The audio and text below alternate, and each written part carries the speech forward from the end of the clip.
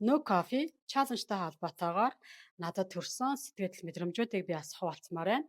За би энэхүү чаленжийг эхлүүлье гэж бодоод эхлэх мөчөөс эхлээл би ерөөсөө маш их юм кофегоор бүр илүү их цангаж эхэлж байгаагаа би анзаарсан. За яг ингээ өөрийнхөө сэтгэл санааны байдлыг ажиглахаар дахиад би энэ кофег уухгүй штэ гэхээр миний сэтгэл зүй тийм сайн найзаасаа салж байгаа юм шиг тийм харамсаж байгаа дахиад уулзахгүй гэж байгаа юм шигээр яг тийм буйнагласан мэдрэмж бол байгаад байсан. Ер нь би бол айгу нойронд сайн төрлийн хүн.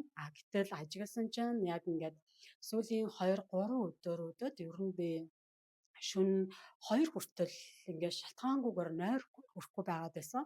Тэгээ би гайхаад яасан болоо гэдэг өөрийгөө анзаарсан чинь яг ингээд нэг шийдвэр гаргаснаас хойш ер нь нэг юм сэтгэл санааны хувьд юм хямраад байгаа юм байна гэдгийг бол анзаарсан.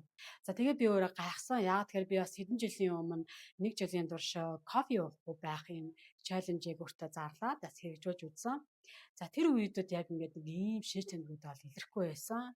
За тэрхүү үед чаленж зорилго нь байсан бэхээр за би 1 жилийн туршид кофе одоо огт уухгүй байгаад за тэгээд жилийн дараа яг кофегаа уугаад эхлэх үед кофег би хэр хэмжээтэй ууж гин эсвэл би огт уухгүй байгаа энэ зуршил маань дадлан маань хэвшээд явах нь уу? За эргүүлээд уухад би өөрөө ууж байгаа зүйл дээрээ би хяналт тогтоож чадчихэв нү? Эсвэл үнэшгүй их хэмжээгээр ууж гин үү гэдгийг би өөрөө өөртөө шалгах гэж тэр туршилтыг хийсэн. За гэвч яг ингээд нэг буцаад жилийн дараа кофегаа уухтаа яг эргүүлээл буучин шиг ууж эхэлсэн.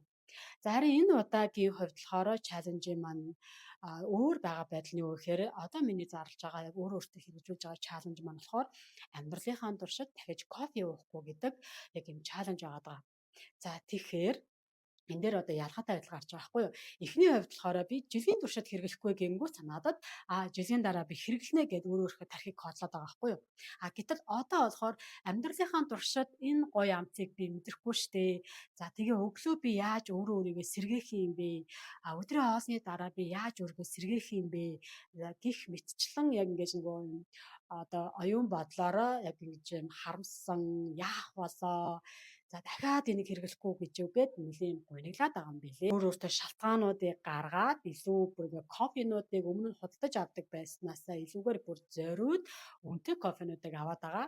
Миний хамгийн сүүлчийн кофе гээд илүү их өөртөө ингэж зориулаад авч өгөөд байсан. Тэр яг л энэ нөгөө ямарваа нэг асуудлаас тийм ээ донтолтоос ангижрий гэж байгаа хүмүүс за одоо ингээд энэ сүүлийн удаа гээд шоудаад юм архиугаад юм эсвэл тоглоод юм уу тийм гэдэг одоо явж байгаа шиг надад бас яг ийм шиш тэмдэг бол илэрж илээ.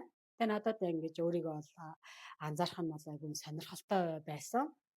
За тэгээд ингээ өөрийгөө анзаараад исэн чинь аль болох одоо чаленжаа эхлүүлэхгүй байхаар өөрийгөө хойшлуулад исэн. За одоо би илүү сайн бэлдээ, сэтгэл санаагаа бэлдээ.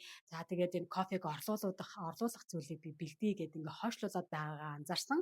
За тэгээд би өчигдөр шийдвэр гаргаад надад яг ингээд бэлдээ гэж өөрийгөө хойшлуулад байгаа юм байна. За тэгвэл би магадгүй эхний 7 хоногт нь би огт бэлтгэлгүйгээр шууд эхлэх үед өөрт ямар сэтгэл мэдрэмж төрж ийн би физиологт юу илэрж ийн гэдгийг анзааръя. За тэрний дараагийн 7 хоногоос нь эхлээд яг энэ кофег орлуулах яг зүйлүүдийг хий.